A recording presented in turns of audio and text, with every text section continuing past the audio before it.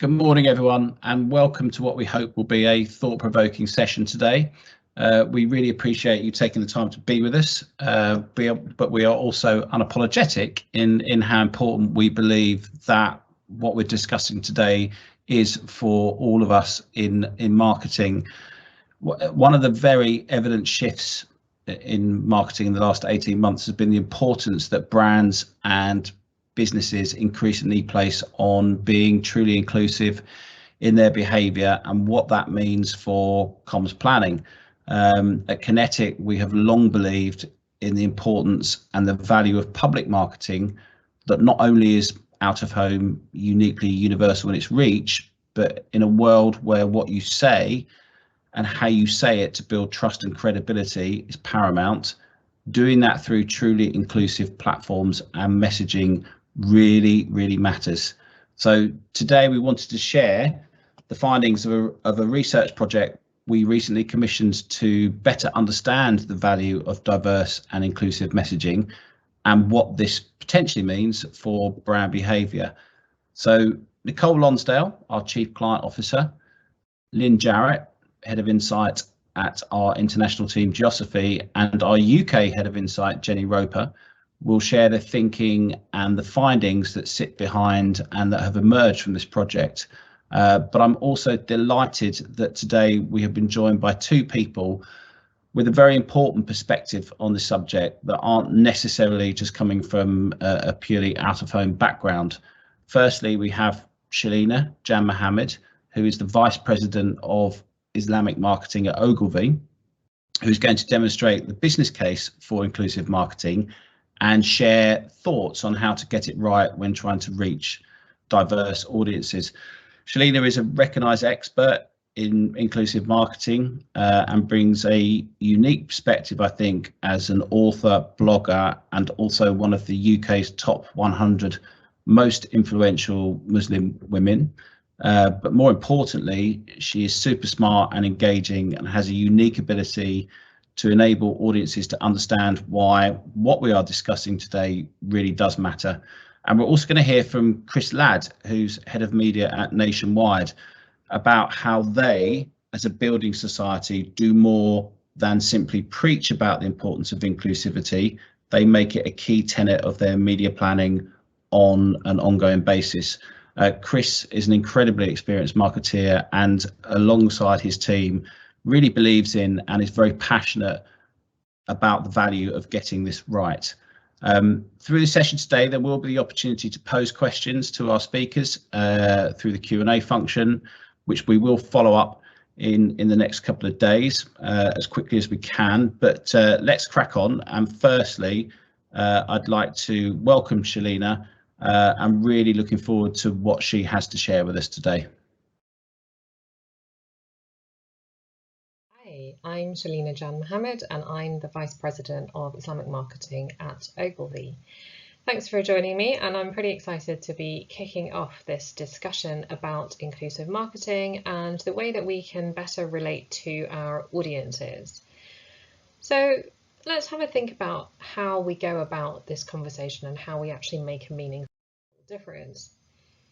And here's something that we'll all have seen, particularly last year in 2020, what not to do, how it goes very badly wrong. And we often think we have good intention, or there is something that's really tugging at our hearts and we really want to say something on behalf of ourselves, but also on behalf of our brands and businesses.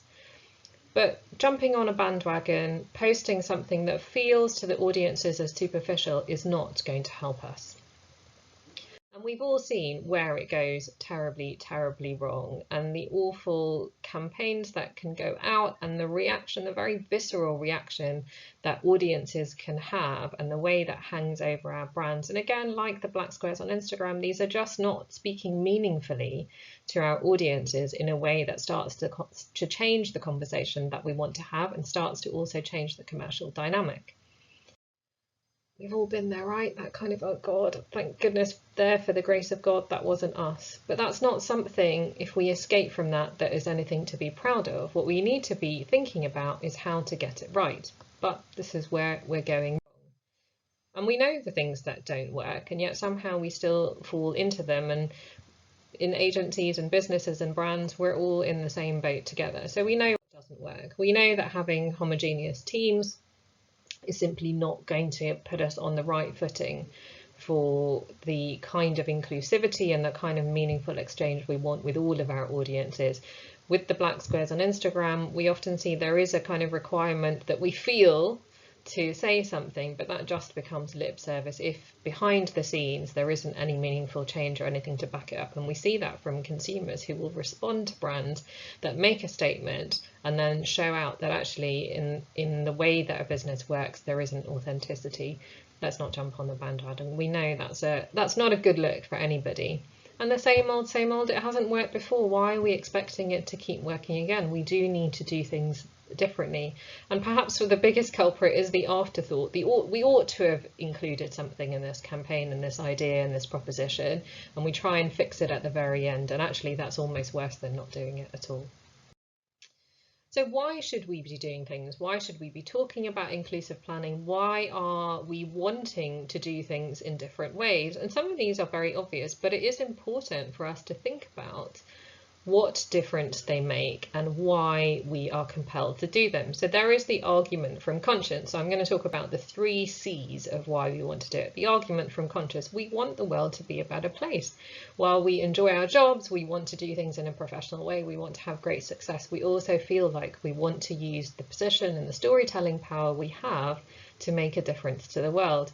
And when we look at the statistics, we can see that our consciences don't sit right. You know, there are only, at the time of writing this, there are only 5 ethnic minority and 7 female chief executives in the FTSE 100.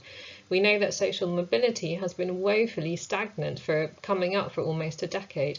And we know that when it comes to November time, women are, for all intents and purposes, working for free. And there's lots of statistics that all of you will be familiar with. So we want to do something that our consciences tell us is important to do, but that isn't always enough. There's an argument about creativity. We know that if you get a mix of diverse teams, of having different experiences, different opinions, different points of view, that's where you get the magic of creativity. If you get everybody who's the same in the room, creativity will be dead. It's that outsider, left field, the unexpected intersection of ideas that creates creativity. And in the industry that we are working in particular, we're trying to walk this line between reflecting culture but also leading culture. So we need a variety of human stories, and we need great ideas that are going to bring us to that point of real groundbreaking creativity. But of course, the most powerful one when you're talking about business is the argument from commerce, the commercial imperative. And we absolutely know that when you have more inclusive teams, you're likely to have better financial returns. You're going to have better revenue due to innovation, and you're going to have a better high-performing business. So we've got conscience, we've got creativity, and we've got commerce. These are the reasons why we want to have more inclusive marketing. So what does work? We saw all the terrible kind of cringy things of what doesn't work. We've seen how it can go terribly wrong, and none of us want to do that, partly because you don't want to be the one hiding behind your hands, but also we want to do the right thing. There is a compelling argument from conscience about creativity and about commerce. So let's think about what we can do and that will work. And I'm going to introduce you to a framework. And this is the 3 U's. So we talked about the 3 C's, and now this is the 3 U's. What is a framework that might be useful in terms of thinking about being more inclusive? So underrepresented, underserved, and underestimated. And often we will talk about diversity and inclusion, but essentially what we're saying is that these groups are not being engaged with by our businesses in the way that we treat what we might call a mainstream. And actually there is no mainstream, there are just different constituencies that we're engaging with. And so what we need to do is, rather than thinking of diversity projects or people who need a kind of special boost, really applying our marketing chops in the same way that we do to a mainstream, and thinking about all the range of audiences that we have and how they are all part of our target group. So underrepresented, underserved, and underestimated. This is a good framework to think about any audience. So as I introduced myself at the beginning, I look after Islamic marketing. So I'm going to use that as an example of how we might use this framework to think more inclusively about how and why we want to have more inclusive marketing.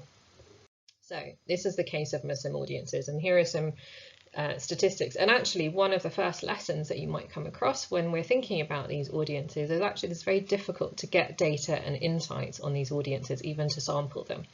So a recent study looking at the representation of Muslims in films, in the top 200 films across the UK, USA and some other countries, found that only 1.6% of speaking characters in films are Muslim. So there's just no voice for Muslim audiences. And when we look at Muslim women, that's less than 0.5% of the speaking characters. And yet the disparity is that Muslims make up 24% of the global population. So you can see immediately the gap in representation. What about underserved? So we did a piece of research from Ogilvy looking at Muslim audiences in the UK and how they engage with Ramadan and their expectations of Ramadan, and we found the way that brands should talk to them in Ramadan, and we found that nearly 2/3 of UK Muslims say they are not being served well by brands during Ramadan, but actually nearly 4 out of 5 said that they would welcome that engagement. So we know immediately that there is a gap about being served. And what about being underestimated? We often think of these, as I said, as diversity projects or afterthoughts, which is a terrible thing. But actually, these audiences are completely underestimated. So we know in the UK, Muslims spend at least, and we don't have up-to-date data, at least £20 billion. Muslim global consumer spend is over 2 trillion. And again, in the research we did in the UK about Ramadan, we know that the Ramadan economy is about £200 million. So we are simply underestimating these audiences. And this is how we've started to tackle it, to give you guys some inspiration. So on the left-hand side, you can see some data and insights and research, a qualitative piece that we published around Generation M Muslim audiences, the piece around Ramadan that I mentioned, and a lovely piece of client work that we did with an Islamic bank looking at attitudes, behaviours and insights around consuming Islamic finance products and Islamic retail finance. And we've worked with a number of brands to do this. So when you start to understand your audience in the way that we understand what we might call mainstream audiences, the top is a case study we did around what does beauty mean to Muslim women in a conversation where Muslim women are completely underrepresented, underserved and underestimated.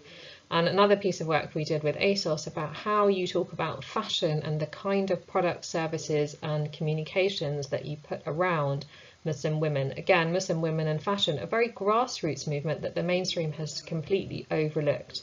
So interesting ways that once you start to reframe your thinking about what kind of audience this is and what you need to know about them, you can start to develop a completely different kind of commercial impact.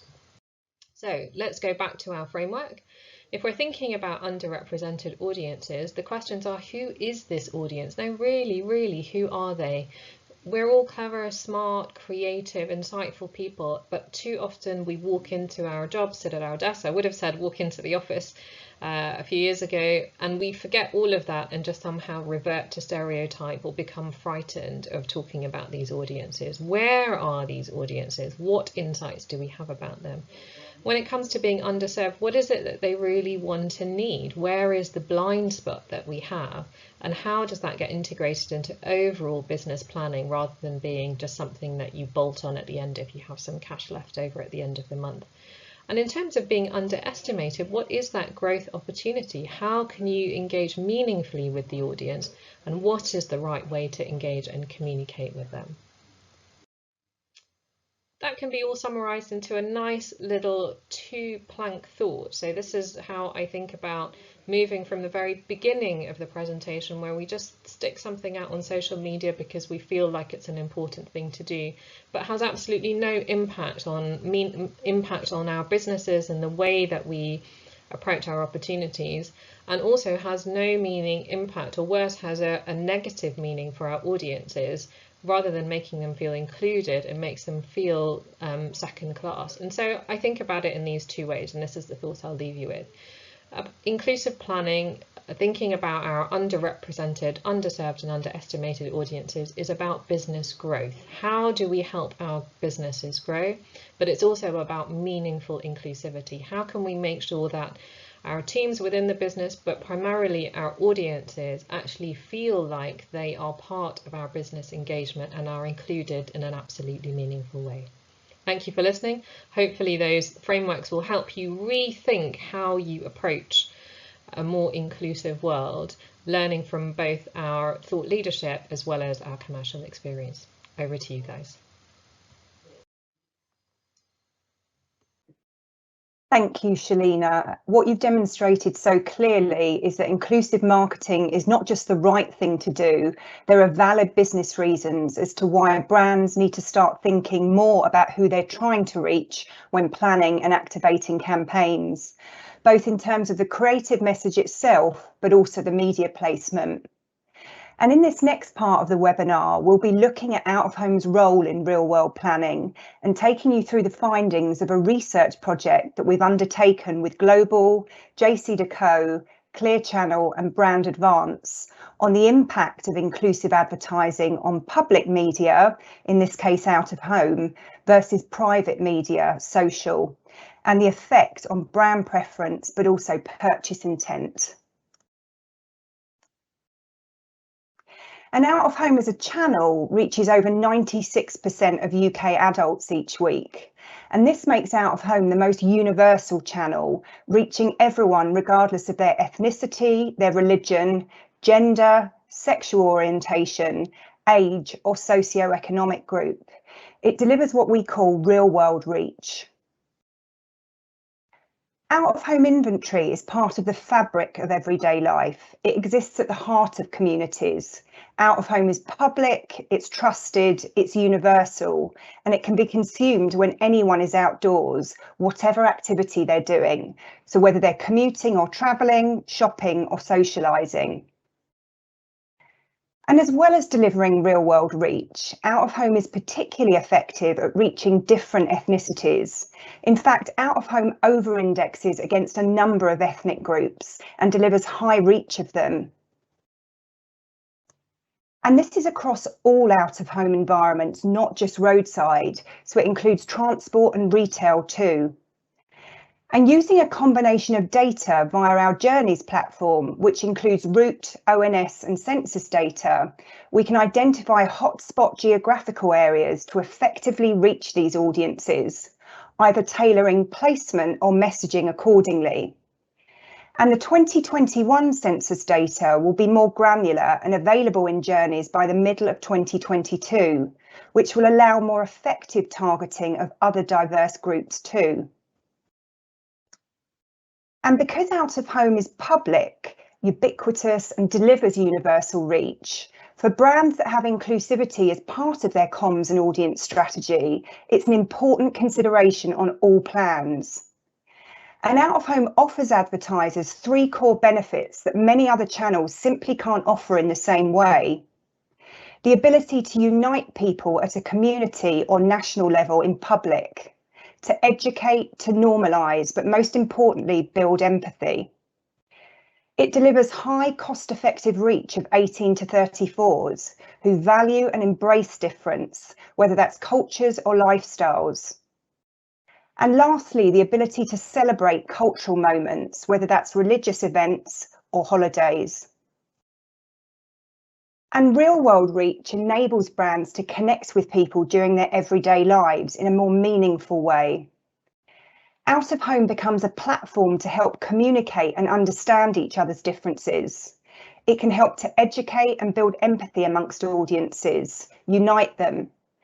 Out-of-home can be used on its own or to upweight other channels which may underperform in reaching certain groups. Out-of-home delivers high reach of 18 to 34s, and it's this audience that spend the most time out-of-home. And it's this audience who'll fuel the future growth of brands. And inclusivity in advertising could future-proof a brand and determine their long-term success. And it's this audience who value experiences and purpose more than material things. And these experiences are formed through their lifestyle and culture, but are also linked to cultural shifts.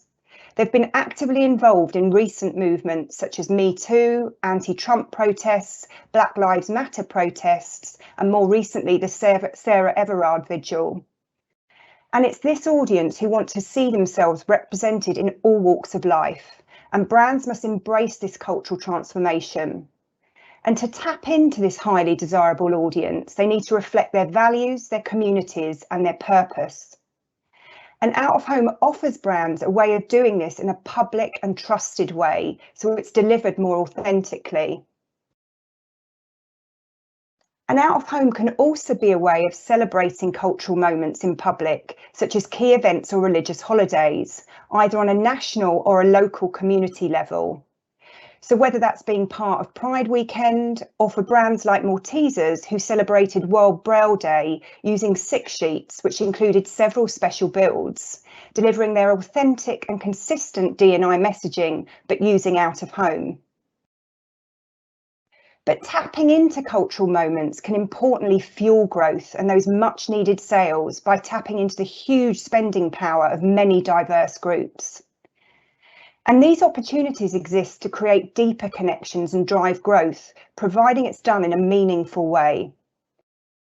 And as you've heard from Shelina, UK Muslims spend circa 200 million during Ramadan.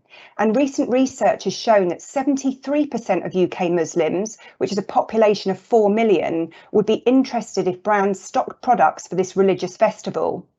So whether it's food for breaking the fast with families, gifts, or everyday items. So a huge opportunity exists. And it was this opportunity for brands and the role that Out of Home can play in real world marketing that prompted us at Kinetic to investigate further. So we've commissioned a piece of research with our media owner partners and with the help of Brand Advance to understand the impact of inclusive messaging, how this differs on public media, so Out of Home specifically, versus private media, in this case social, particularly looking at the effect on brand preference, but also purchase intent. And I'm now going to hand over to Lynn and Jenny, who'll take you through the methodology and also the findings. As broader attitudes are changing and the ethnic profile of the UK evolves, it becomes increasingly more important that the advertising industry reaches a point where representation and inclusivity is standard practice. In collaboration with Clear Channel, Global, JCDecaux and Brand Advance, we wanted to show how inclusivity as part of an out-of-home creative strategy is beneficial to brands by increasing engagement, making them more relatable, which in turn has a positive effect not only now, but into the future. Therefore, demonstrating the real-world reach of inclusive out-of-home advertising. For the study, we spoke to over 2,500 people, and in conducting the research, it was important to ensure that we have the right inputs, both for the creative and questionnaire design, essentially adhering to the age-old adage of you get out what you put in.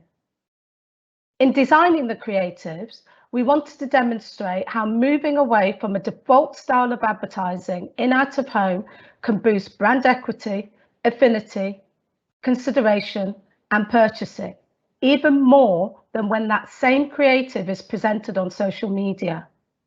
This was done with a view to establish how out of home as a broadcast medium can be effective in normalising representation and inclusivity. In the study, we test and compare traditional style creatives with ones that are inclusive and representative in their approach. For the default creatives, or as we refer to in the research, business as usual, these were sourced out of market to ensure that there was no familiarity with any of the brands. Then in partnership with Brand Advance and Kinetic's design team, we developed creatives that had inclusivity at their core. The two category groups that we tested were FMCG and motors. For the FMCG category, we used a chewing gum creative. These adverts typically center around the aspirational message of your boy meets girl, your Ken and Barbie types, which for some just isn't relatable. So as a group, we decided that at its essence, chewing gum is about that sharing moment. Whilst with the car advert, we turned it on its head, focusing on how a person feels in the car as opposed to how the car makes you look, which has historically been used as a way to appeal to men. And in an age where people just want a sense of belonging when being part of a particular tribe, our creatives tapped into this sensibility. Jenny will be referencing the different creative styles. So for context, business as usual are your more traditional style adverts, whilst the adapted creatives will be referred to as inclusive. And in using the chewing gum advert as an example, this is how the respondents saw the creatives in an out-of-home and social media setting.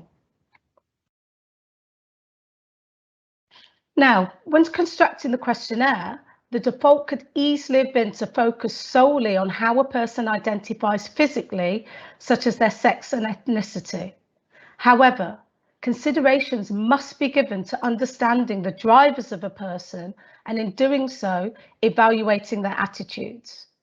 This ultimately provides a portal into how a person identifies emotionally. Therefore, as part of the research, we included 10 statements on a 10-point scale, where 1 was strongly disagree, 10 was strongly agree. In doing so, this allowed us to gauge people's attitudes to statements associated with inclusivity and representation, such as, I want to see different types of people in adverts, not just people who look like me. There should be more female CEOs running businesses in the UK.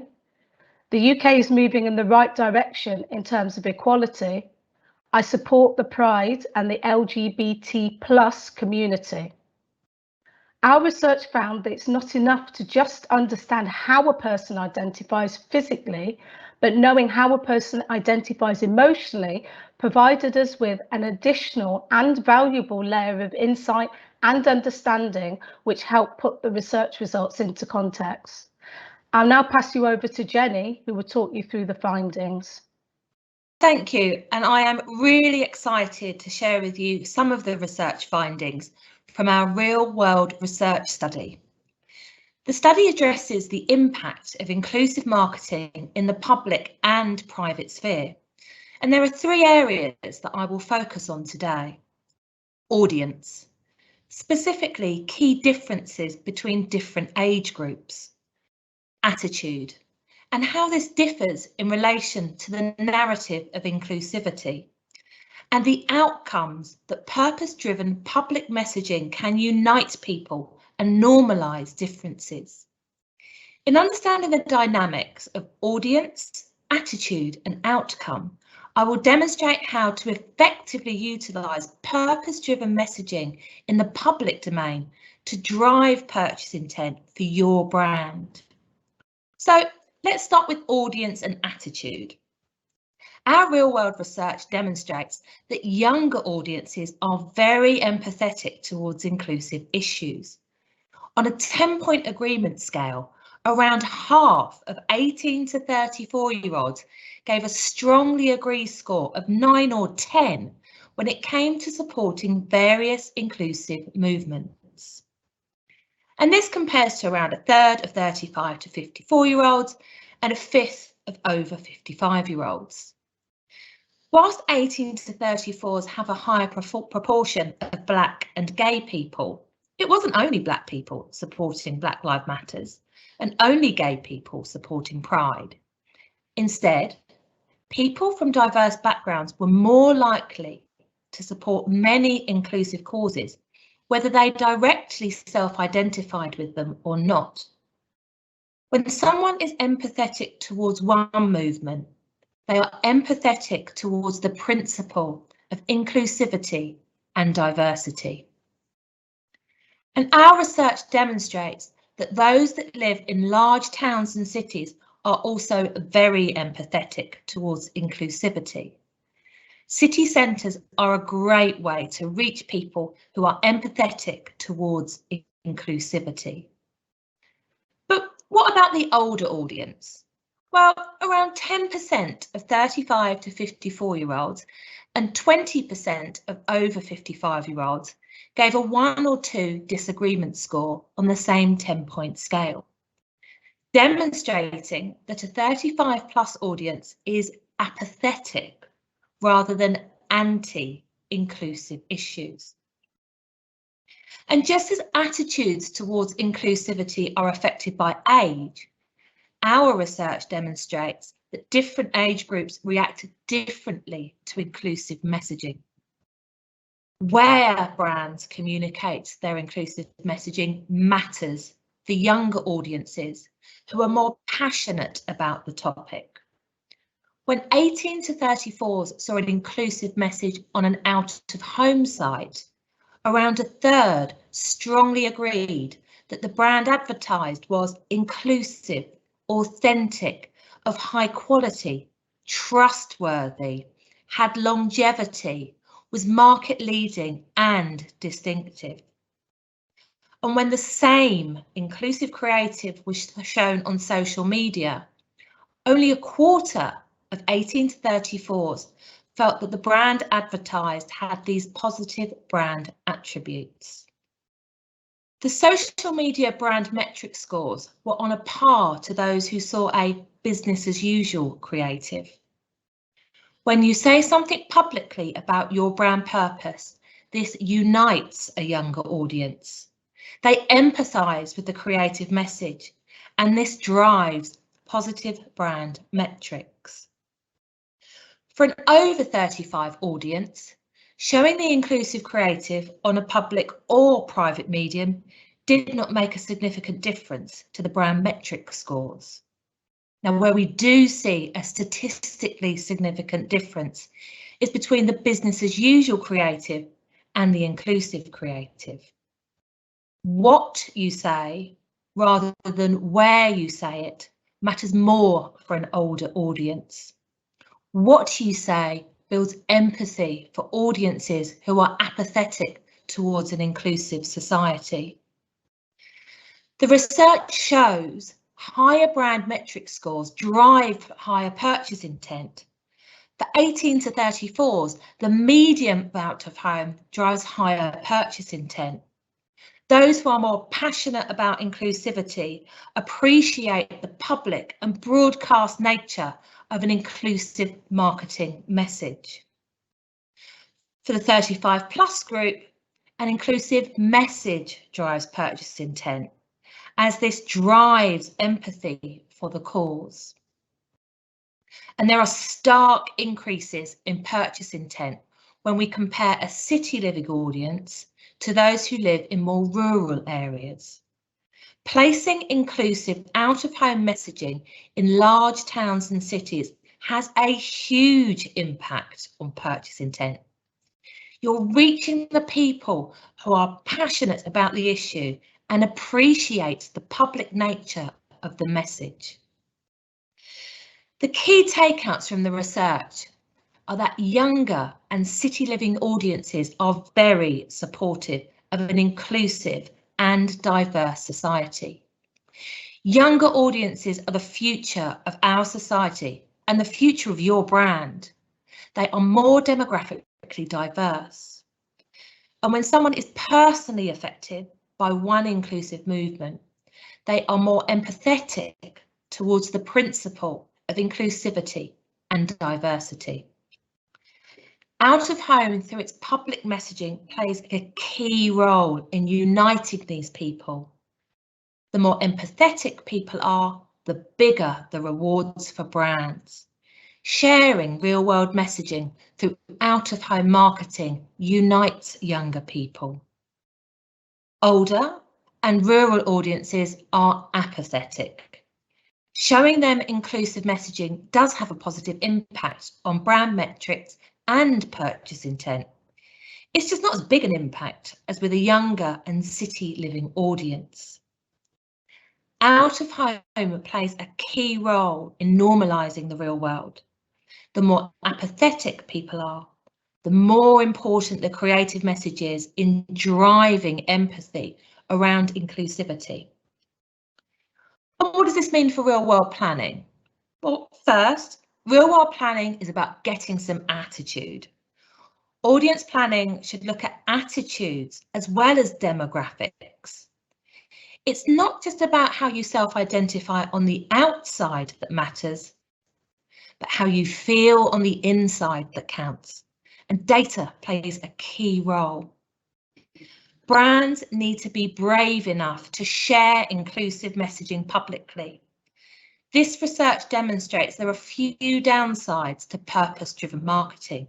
Yes, it works harder for younger audiences. However, what you say on your messaging to older and more rural audiences matters. These marketing messages need to be built on insight to drive empathy. And if brands ignore the importance of inclusivity and diversity, they're risking their future. Our research demonstrates that there are huge upsides to purpose-driven public marketing. And if brands don't align to what this future generation is feeling, they are risking their brand's future existence. And there are a few brands who are leading the way in this area, and I am thrilled to introduce you to Chris Ladd, the head of media at Nationwide Building Society. And he's going to give you a fascinating insight into Nationwide's journey of making their communications work for an inclusive and diverse society. Well, good morning, everyone. Thank you, Jenny, for the introduction, and thank you to Kinetic for inviting me today to talk a little bit about how we are trying to make our advertising more inclusive at Nationwide Building Society. So our journey in the last year, the journey really started with the tragic murder of George Floyd in the United States, and that prompted a huge reaction, of course, around the world and here in the United Kingdom. But it certainly prompted me to reflect on my career to date, which is 20 to 25 years of working in the media industry, and probably not thinking enough and actively demonstrating how the brands that I've worked for want to talk and want to engage with diverse audiences. And talking to our agencies, VCP and Wavemaker and Kinetic, of course, and we work with Ubiquity, I think quite a few of the individuals in those organisations recognised that they could do more as well. And we sought some help after that self-reflection. We work with a company called JCDecaux, who are a diversity consultancy founded by Chris Kenner. He's quite a vociferous an engaging speaker in the world of media and diversity. We also worked with ISBAR, so they have a diversity inclusion action group that we're now members of, and we have diversity champions throughout Nationwide, and probably their voices don't get heard enough, and so we've started to talk and engage with those people more. And actually, when we talked to our own insight function, they recognised that they probably had more to do, finding rich and useful insight about diverse audiences, both within our membership base of nearly 16 million members, or indeed the UK at large, is sometimes challenging. And we've actually tapped into some data sources that the agency can get hold of at Wavemaker to help beef up the insight that we can then spread throughout our own organisation. And we've also founded a reciprocal mentoring program, so that allows senior leaders in the organisation to pair up with more junior members of our 15,000 employees, and often those more junior members are more diverse, and that's something that as an employer we need to change. But it allows us to have conversations with different groups who perhaps don't get listened to enough. So I've got a mentoring relationship with a young Bangladeshi Muslim who is probably at least 2 generations younger than me. So she just comes with a very different set of insights, and I've started to learn more about the Muslim faith and how she feels and how her community feels living in the UK. And as important as all of this, we've actually done some stuff, and we'll talk more about that in the next few slides, because I think my observation is many people, many brands, many media owners, media companies said good things at the time. The Black Lives Matter movement came into force, but I'm not convinced a huge amount has changed, and hopefully maybe today, and that brings me on to my last point, allows us as Nationwide to perhaps influence some of the people listening today to make that change rather than think about it. So in terms of insight, and apologies for those who work in transport media, but of course mind the gap is a very well known phrase. But if you look at the media habits of some diverse groups in the UK, there is something of a gap. So the chart on the right is just some simple data from Barb, which shows quite clearly that white British audiences watch more television than some other ethnic groups that live in the UK. So there, if you're doing a TV plan, there is a simple gap in reach and frequency between those two audiences.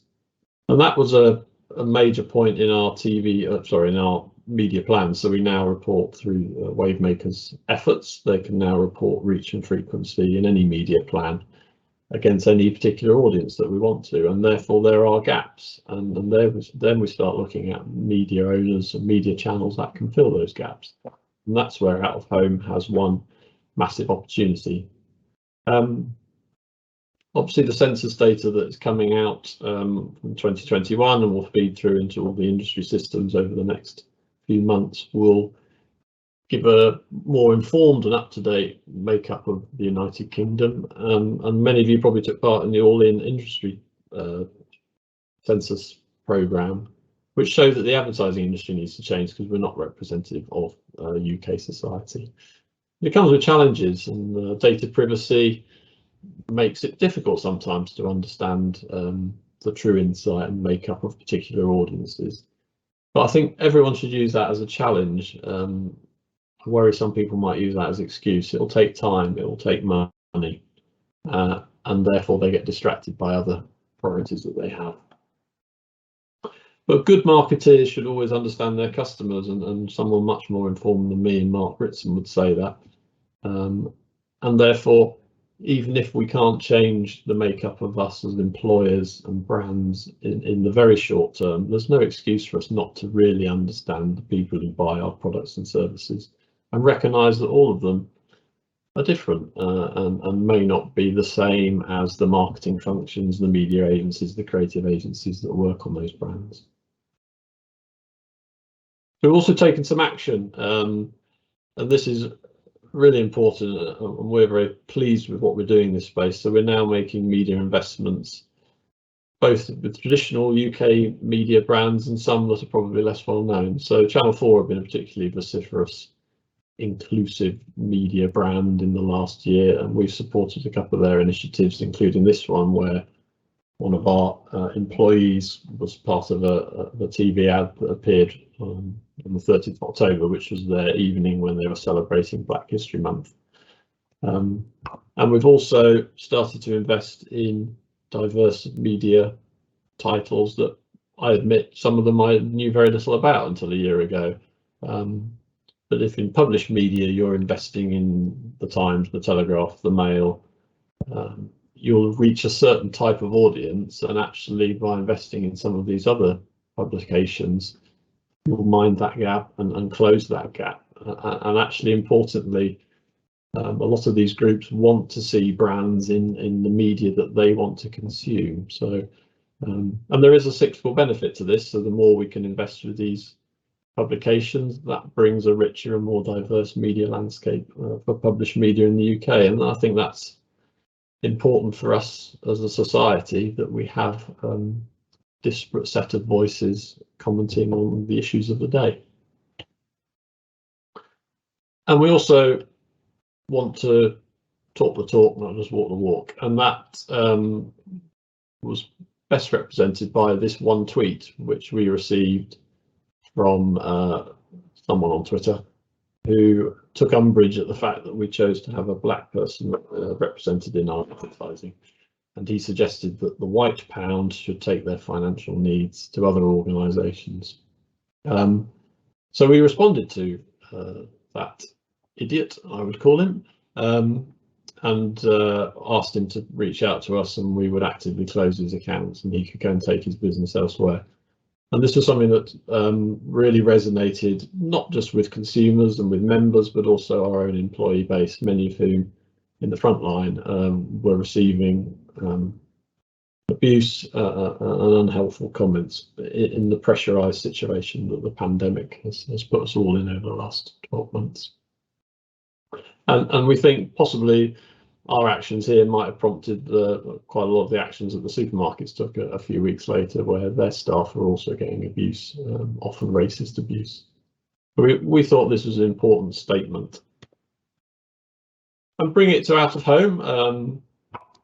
As I said, 3 or 4 years ago, we started to invest quite significantly in out of home on a sort of long-term basis. We believe, for all the sort of traditional reasons of using out of home, reaching light TV viewers, reaching urban audiences, building stature and trust for us as a brand, were all reasons to invest. But being honest, we probably didn't recognise the power the medium has in reaching diverse communities who perhaps don't engage in some of the other media channels as much as we thought.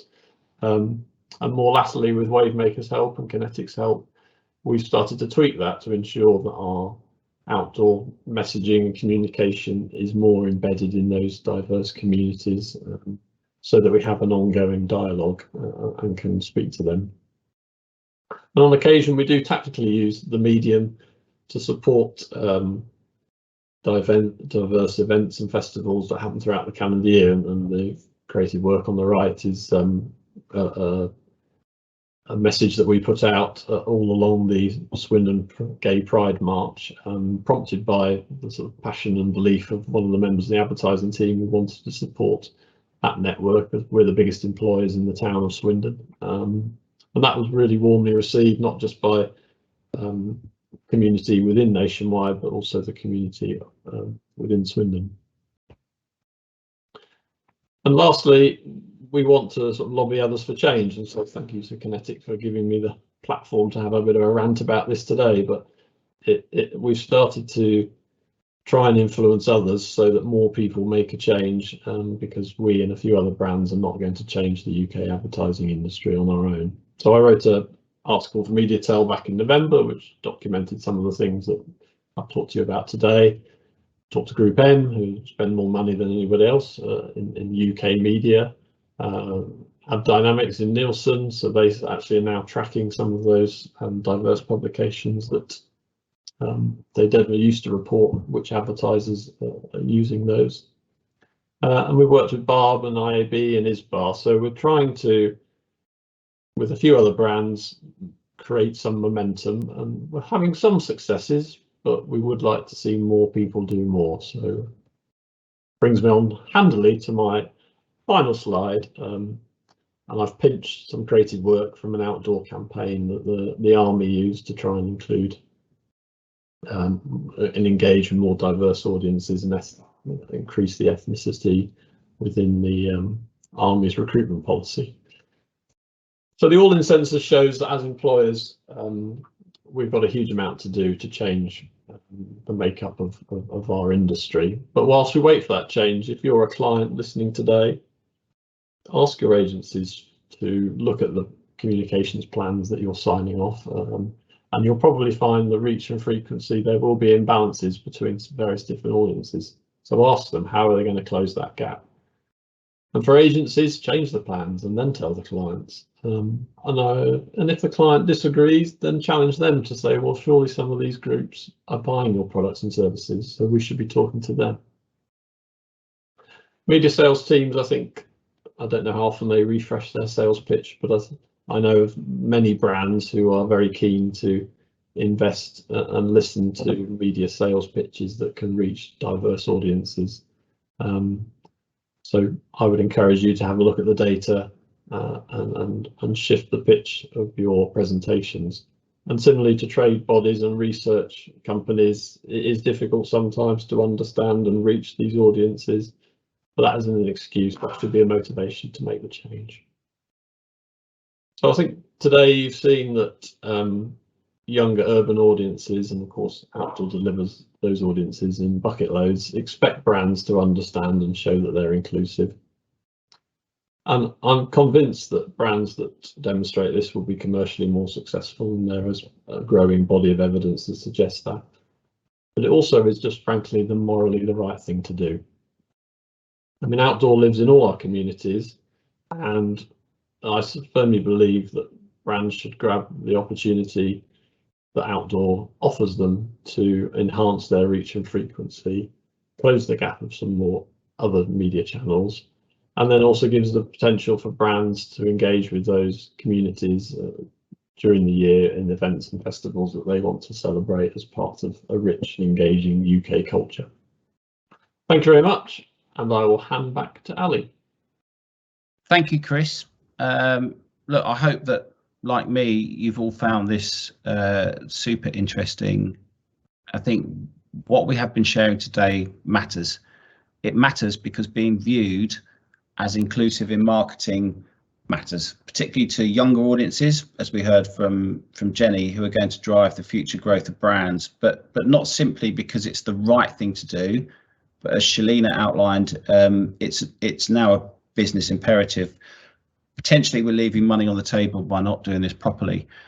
So what we say and how we say it is increasingly important, and saying it publicly with purpose does make a difference. There are many brands that, like Nationwide, pay more than simply lip service to this. They make it fundamental to everything they do. Our view is that there probably are not enough brands and businesses that focus on this. And there are many more that, as Jenny said, need to be brave, be authentic, and think about everyone. And those that don't will lose out, and those that do will win. I'd just like to say thank you to all of our speakers and all the work that's gone into it. I'd like to say thank you to our partners, Brand Advance, Clear Channel, JCDecaux, Global.